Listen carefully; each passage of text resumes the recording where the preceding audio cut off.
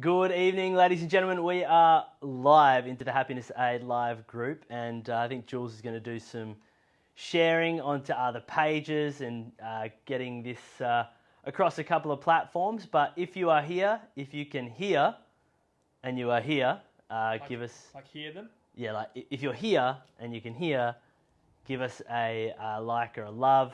Let us know that you're joining us live this evening. I'm just going to take this off my screen. Ooh, don't mind my weird fingers. All right.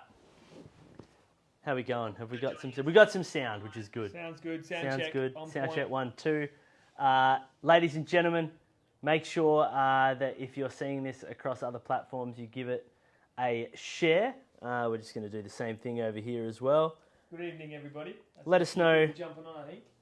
Got a few people jumping up and jumping on. Please make sure, ladies and gentlemen, that you put your gratitudes in the comments, or if you have any questions for Happiess Co's founder and CEO, or CHO, as we'll discuss a little bit later on. Any questions for the man Julian Pace as well, get them into the comments. I feel like we're going back old school, mate, where it was just you and me and a couch. And a couch. That sounds really bad, but Once upon a time we did make podcasts on an ironing board, though. we did. That was, yeah. We'll put that up. We'll put that up in the group, actually, in the comments of this video. The very first time Julian and I did anything, and for those that know us, will probably understandably not be surprised that we did our first podcast on the top of an ironing board. It was a good ironing board, to be honest. Great ironing board. Yeah, it was not a Kmart one. No offense to Kmart, but it was a solid piece of of laundry equipment.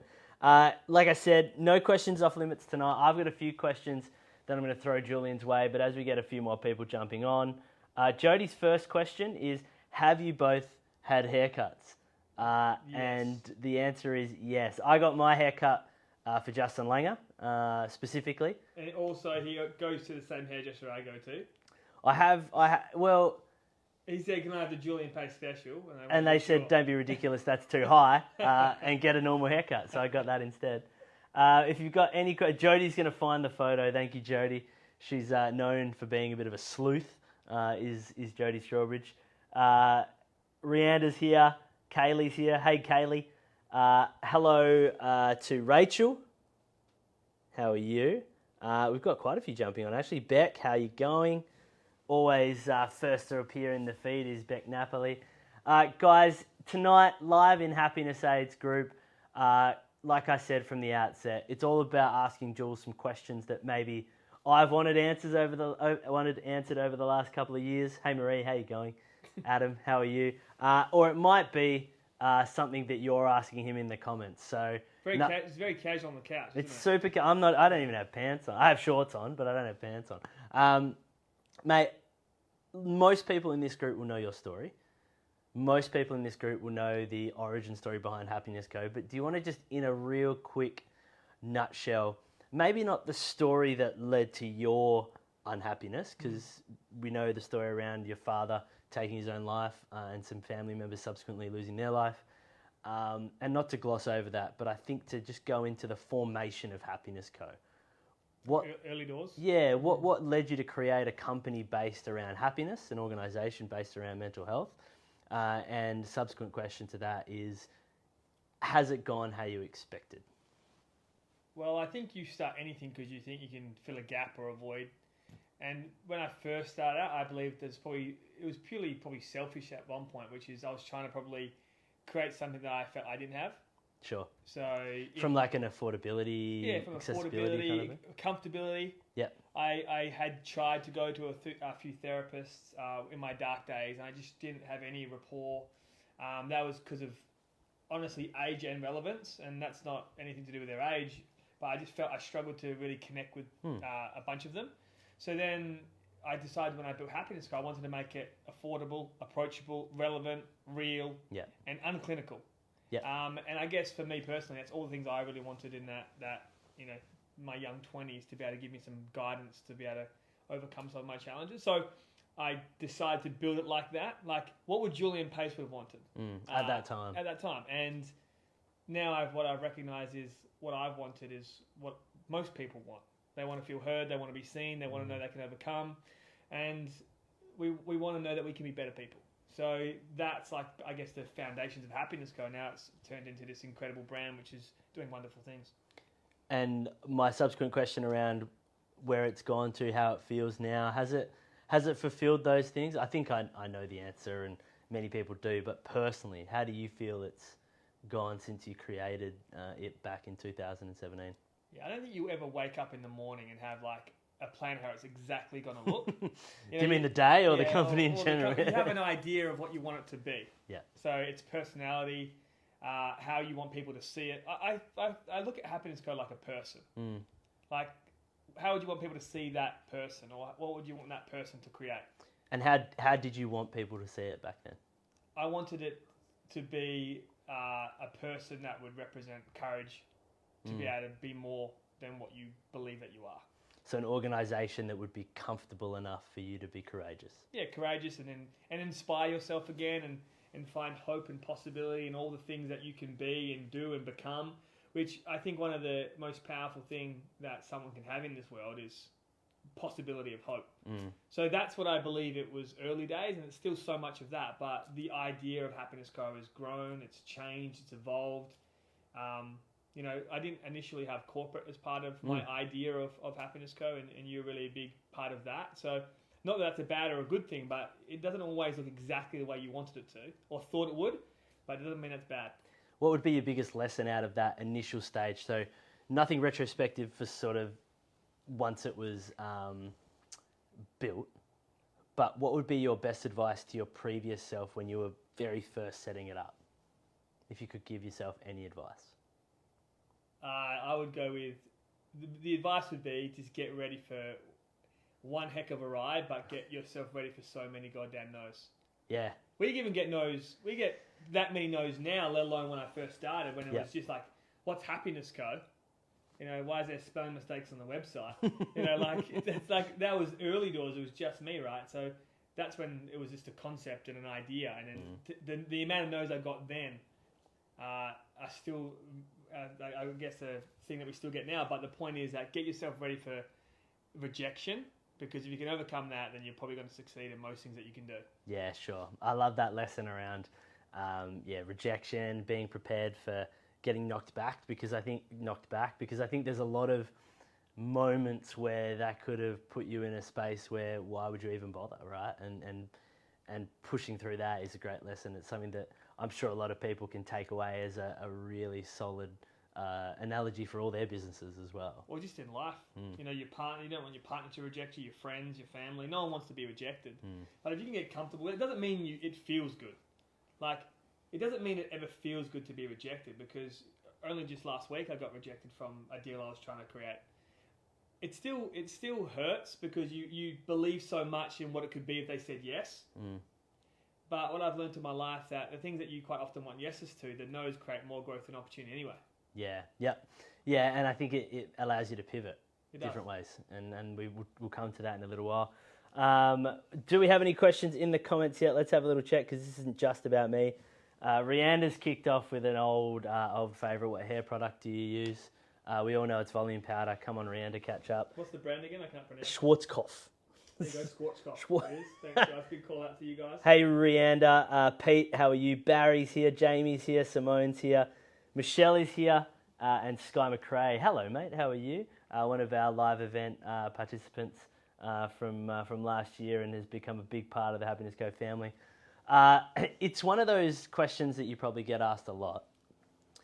But what's been the toughest moment since you started Happiness Co?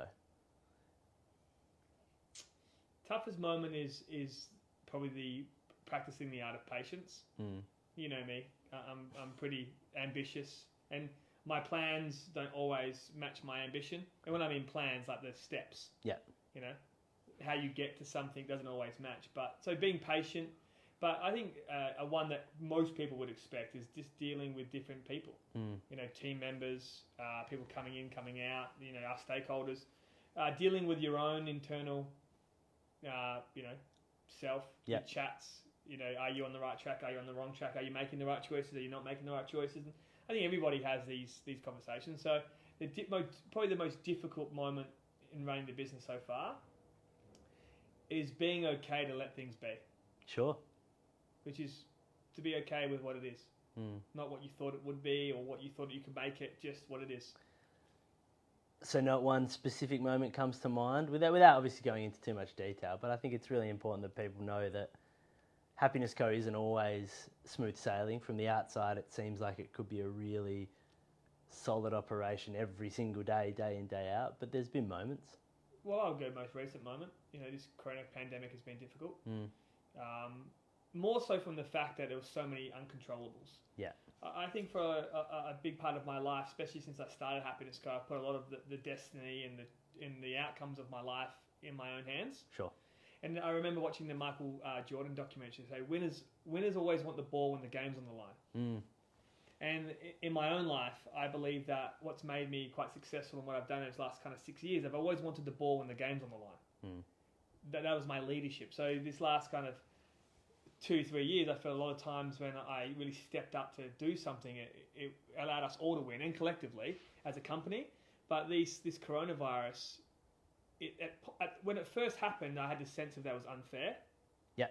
Unfair financially, because I had worked so hard and we had worked so hard collectively to get to where we were. Like yourself, the team, the time, the energy, the enthusiasm that you put into that. Just before it happened, we were on tour. Yeah.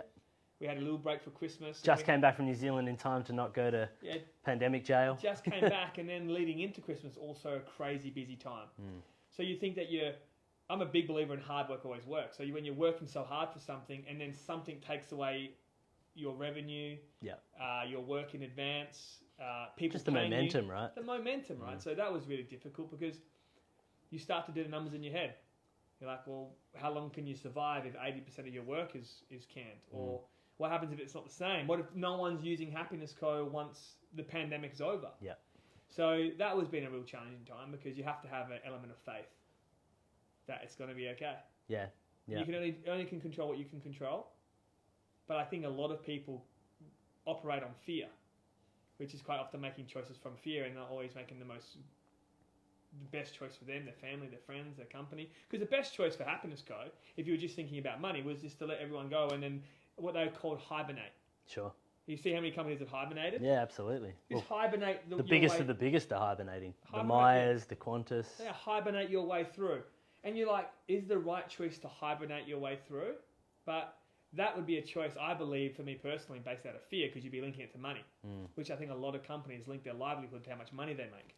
So what would be off the back of that biggest, let's say, downfall, pitfall, obstacle, what's your advice out of, let's call it the beginning of the end in a great way, where things are starting to pick up, particularly here in WA. It's not the same everywhere, but things have eased just today. We've gone up to 20 people. You can be back in the office now. You can be back together as a team.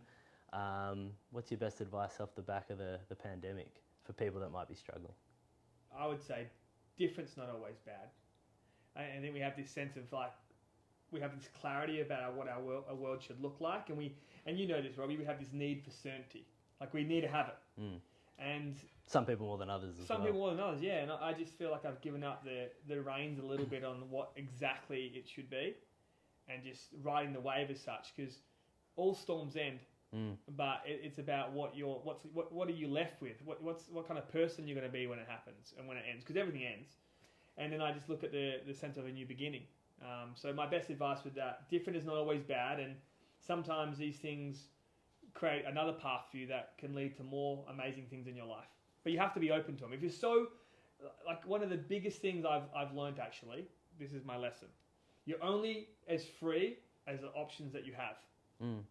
So if you only have one option for your business, then you're not very free. Yep. I believe that what we've created here at Happiess Co in this last 8 to 12 weeks is options. Yeah. Options create a level of freedom to create a level of clarity in your life, which I think has been pretty big. Yeah, I love that. There's a quick question here, excuse me, from Marie. Firstly, is your merchandise on a website? Yes, soon it will be. So no, currently. Yes, soon it will be. Because Very soon. With the positive, and we've got some incredibly exciting news regarding our merchandise coming up in the next probably week or two. We'll start some pre-sales, which is really exciting. And I just realised it looks like we're on the set of Between Two Ferns. if you ever watched that YouTube series by Zach Galifianakis. Adam has a great question, and it's a bit of a tangential. Yeah, that was freezing, that aircon. Tangential, going away a little bit. But hi to Antoinette, hi to Michelle, hi to Emma and Amy, and Marie, of course. But Adam Machete says, I have a question for Jules. What is your biggest obstacle for you mentally in relation to becoming a father, which is merely 4 to 5 weeks away? Your beautiful partner's baking away there. A little daughter, I think it's been shared, or maybe. Yeah, no, not now, but it is now. Oh, it has now. Okay, cool. You heard it here first. But or son, either way. It's not private anymore. So that's true. If you were wondering the gender of the baby, Robbie's just alluded to it, is going to be a little girl. But to answer Adam's question, I think it's a completely different level of awareness. Because you get so comfortable in your ability, and you've heard me talk about this before: talent versus skill. Yeah. Talent you have naturally, and skill only comes from hours and hours of being on your craft. Well, I haven't had any hours of being on my craft being a dad. Yeah. So you put a level of confidence in the things that you know how to do, and then if you know how to do them well, you have the confidence to continue to execute them well. So the challenge is, for me personally, emotionally, would be, what if you get it wrong? One of the things that it comes up quite a bit for me personally is, how do you balance something like a Happiess Co, a beautiful partner, and a small family with the travel. So to me, it's the emotional stuff. Like, I don't ever want to be that dad that lets his kids down. Sure.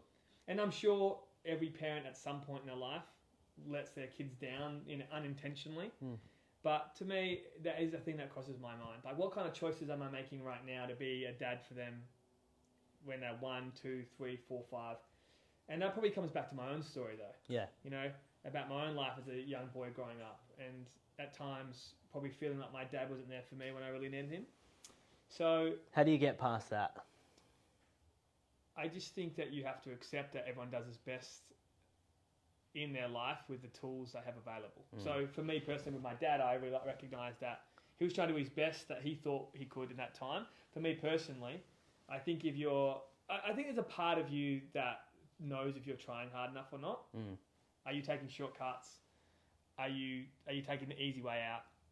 But I think, because I'm thinking about these things, that awareness precedes change. So if you're thinking about them, you're probably already in your mind trying to start to action things to make it better. You're already halfway there to improvement. Halfway there, yeah. And I'm not naive to think it's going to be easy. I know it's going to be difficult, because that little person is going to be so reliant on you for survival, for life, for guidance. Is that the scariest part? The dependence? Yeah, 100%. And I have this sense of freedom in my life. I've built it that way. I have freedom to be able to speak and train and coach and travel, and I've been to 10 countries in the last 6 years, and I've really enjoyed my career, and I've really enjoyed the part of that that's made me feel like the work we're doing is changing lives.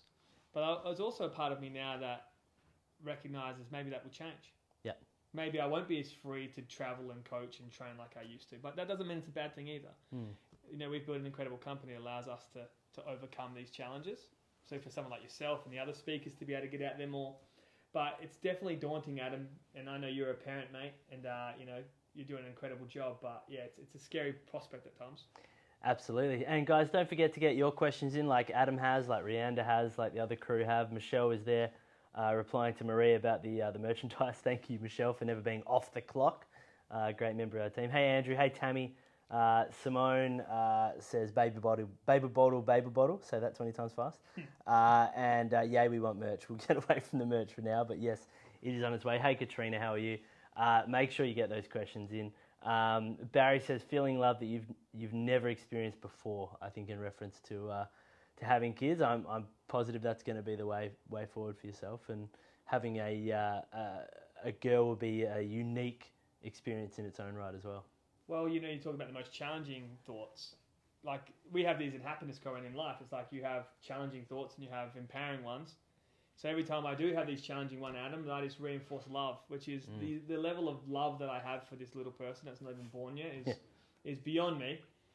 I thought I was a pretty loving person generally, to my family, to my friends, to you guys, to people. Like I've always thought that was been a good quality of mine. But I feel like I've got this like extra layer, like remember Dragon Ball Z?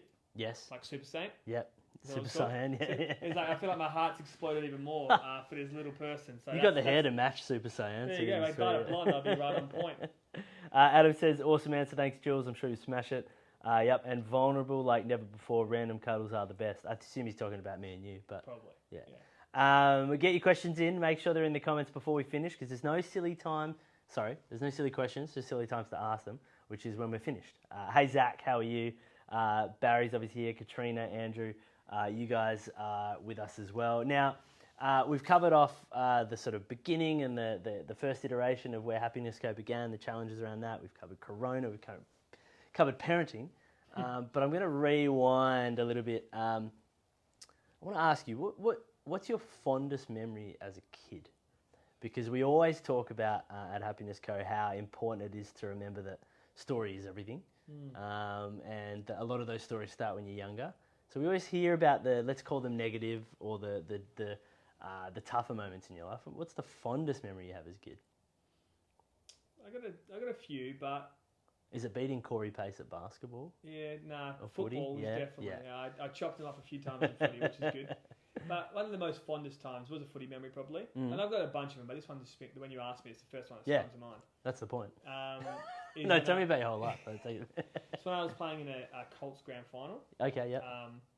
And this is going to sound really bad, and I don't want it to sound bad, but it will sound bad. I'm nervous now. Yeah.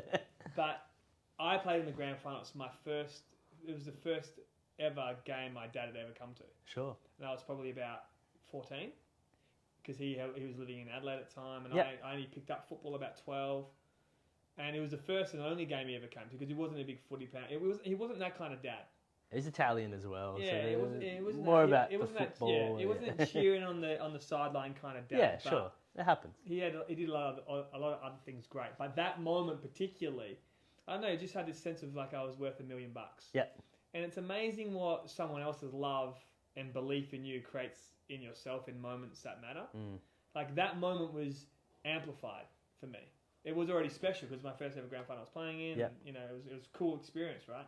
But then him being there and sharing that moment with me amplified the experience. So it's one of my best moments I had with him as an individual, but also one of them I just think as a dad and a son. And did you win that game? No, we lost it actually. But I think even just having to think about it and the fact you don't know says a lot about the experience. Yeah, we did lose. Yeah, we did lose. But it doesn't mean winning. Depending what you, as I say to all my fellow, I just think it's so interesting. I said winning doesn't always mean coming first. So maybe true. we won. Maybe you did. Maybe you didn't. maybe footy was the winner. No, I love that. I think that's pretty indicative of the whole situation. If it was that good a memory that you don't even care or remember if you won the granny or not. No. Also, it was like 45 years ago, so This is true. It's a tough memory. Tash from New Zealand, that's your name now, says Robbie's getting jealous and needs a hug. I'm okay. Corona says no. My next question then, as a follow-up to the childhood one, there's been some pretty awesome collective memories around Happiness Co. Awards aside, because I think that's easy. Awards aside, and maybe it's a story around your individual coaching that you've done. Maybe it's a workplace setting. Maybe it's someone that's come up to you after an event. I'm leaving you some time to think here, but the best memory you have of growing up through Happiness Co. Like the best moment? Yeah. Yeah, that is a tough question, because there are so many. I said growing up through Happiness Co. I meant it still means the same thing. Yeah, like it's hard to pinpoint one particular moment, but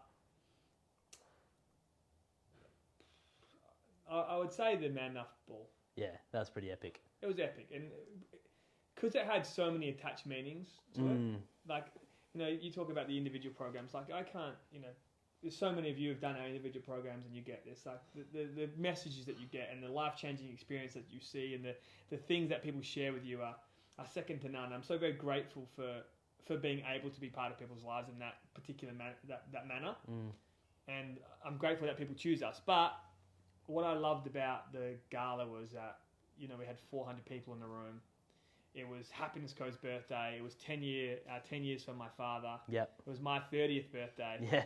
So I just think the iconic nature of that, and it wasn't so much that it was my 30th and it was my birthday, but it was that Happiness Co. I feel like it was at the time when we kind of switched on the light that we were on the map. Make sense? Yeah, it was a pivotal point in our growth, because I think it took us away from just being that online happiness provider, if you like, and actually expanded us out into we put on a crazy good event. We had people speaking other than you and I who did an incredible job. You know, Heath and Cassie and people that were just there to share their story, which I think kind of encompassed everything, right? It wasn't just about the internal team. And you know how I've always used the expression of it being a movement? I think that the word movement and feeling and being a movement is based around the kind of people that you have around you. And in that moment, we had and there's so many people, I can see Rach right here, right now, there's so many people that are on here that were there. Yeah. And I think, nearly 2 years on now, from that moment, we still have the same people in our corner, the same people supporting us, which is incredible. So that moment, as a milestone for we're here. And, we are going to, take this industry by storm. We're going to show people what we're capable of, and we're going to make an impact in people's lives. I reckon it was like a defining moment, like maybe, when a president wins in an election or prime minister. It was like, to me, that was our moment when Happiness Co showed up. Yeah, it was definitely a catalyst for the change that was coming. And I think, Ben Wyatt, State Treasurer, was then, is now, opened that with the Welcome to Country and the invitation. And also someone like Leon Ruri, who did the Haka for Life, was a part of that. We had people who are obviously still a part of it, but have gone on to do their own thing as well, which I think is incredible. But we're meeting again with Ben this week, for example. It was a catalyst. And do you know what the one thing it's like? Do you know how you say one moment? It's like that moment I can expand out and pick like 10 moments inside that one moment. Yeah, being the beginning of. Yeah, like the speech that Cassie made. Yeah, absolutely. And the joy on people's faces, generally. Seeing my mum and family in the front row. And then that light experience when we put the lights on at the end. And then everyone dancing on the stage and having all the Man Enough ambassadors up on it. Like, to me, there was so many, magical moments as part of one night that I will cherish it forever. And we'll have a post-corona relaunch party, that's for sure. Raquel's here, Priya's with us. Hey Priya, Fleur's here, Carol's here, and Tash and Barry are still giving us stick because you didn't say that Michelle arriving in WA was your highlight, which I think is a little bit unfair, but Michelle, we love you. Just because I didn't say it doesn't mean I didn't mean it. That's the point. Yeah, exactly. You've got to pretend that it happened. Without any more questions in the comments yet, but get them in because we're not far off wrapping up, guys, is now that we are, let's call it PC, post-COVID, we're not there yet, but when we do get to that point where we're back to normal or whatever that looks like, what's next? What's the next big project, or is it a bunch of different projects now we've got the capacity? Yeah, I think that we talked about this today briefly in our team meeting, that you work on the strategy, but you never change the goal. So, my goal of 10 million people in 10 years is still at the heart and soul of what we do and what I do. And so it's probably magnifying the impact. Like, I've never thought Happiness Co struggled to make a difference to people. I've always felt its struggle was to be able to get to enough people. Yeah. And there are different challenges. Like, I remember my uncle saying once to me, like, it's like we're the world's best kept secret. Yeah. And I think that, to me, when we go back, post-COVID, that we'll just continue to, and hopefully that, the things that we've done in the last 3 years will give us the momentum to keep impacting people's lives at a larger scale. And people always ask me, like, what's my attachment to the larger scale? Well, I just know how many people wake up in the morning sad, lonely, lost, hurting, and I just know what the end result of that can be. So the size attachment in terms of how many people I want us to impact is purely based on, well, if we don't, who will? Yep. Because I knew that when I was younger, there was nothing out there for me. Well, how many people out there right now don't know Happiness Co even exists? So the plan for us and for me personally was to how can I fly the flag really high to ensure that people know Happiness goes out there? And is there any message for the people that are watching here in the Happiness Aid group that you want to get across before we wrap up? I would, for the new people as part of the Happiness Co journey, well, thank you so much for being part of this with us as part of Happiness Aid, and for the people that have been with us from the beginning or even the middle, thank you for believing in us and supporting us, because I do have an attachment to being a movement, which is like the people's champ. Like I want the brand to represent the best in people, not us. Ultimately you're just spokespeople for the brand. Yeah. If that makes sense. Yeah, it does. I always kind of think of, politics as a way of seeing what Happiness Co is like, which is we've got so many amazing people that are so incredible in so many ways that, yourself and I and the other speakers just get to embody that message to the community. Yeah. So I just want to say thank you to everyone, because it wouldn't have been the same without you. And why would you want to do it if you didn't have people like you along the way? Like, the ambassadors, the people that continue to come to our programs, to our live events. That's the thing that makes the brand magical, because everyone can have a big marketing budget and everyone can kind of like show people how great they are. Or, sorry, actually, that's incorrect. Tell people how great they are. Yeah. And I guess the best way to tell someone that is by the increase of your budget. Sure.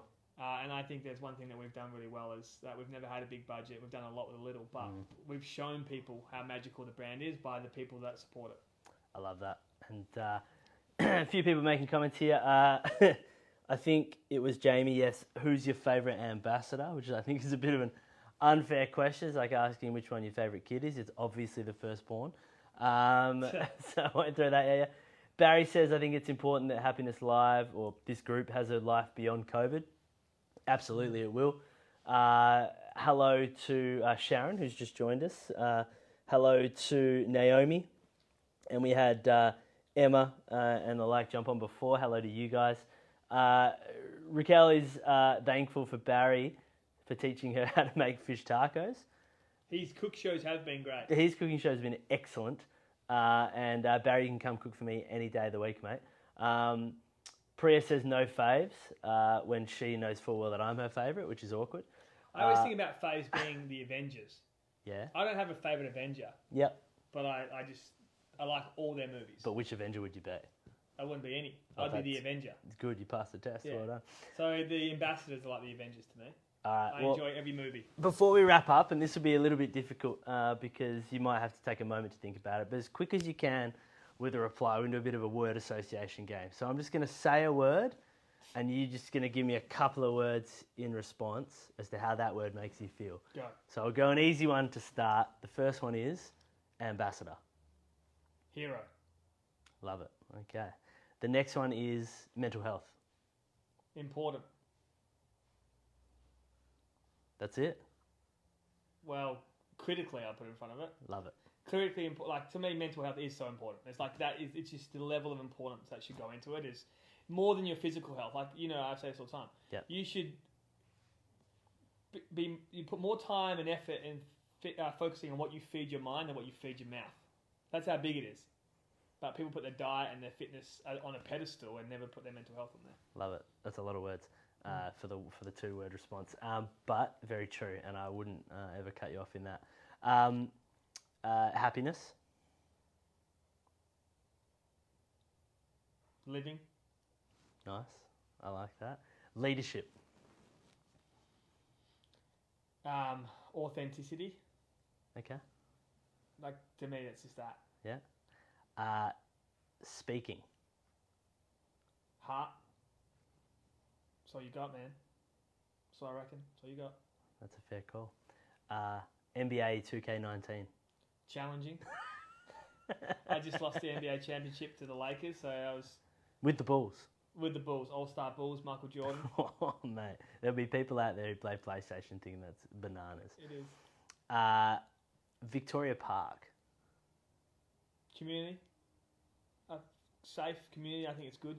So, actually, no, I'm going to change that. Rewind. Symbolic.